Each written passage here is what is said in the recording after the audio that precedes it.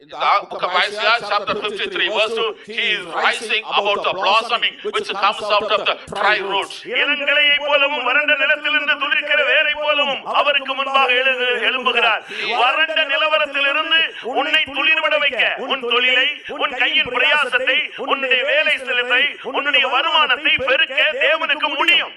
He shall grow up before him as a tender plant and as the root of the dry ground. The Lord is capable of blessing all your situations, blessing your business, blessing the works of your hands. எந்த வறண்ட நிலவரத்திலும் அவருக்கு துளிர்விட முடியும். In whatever drought, dry condition, he can make you இல்லாத இடத்திலே இருக்கிறதாய் அழைக்கிற தேவன் நம்முடைய தேவன். Our God is a God who is able to call where is nothing as though it is. ஒன்றுமில்லாத இடத்திலே இருக்கிறதாய் அழைக்கிறவர் நம்முடைய கர்த்தர். There is nothing in that place, but God calls there is something. அவரால் உருவாக்க முடியும். He can create.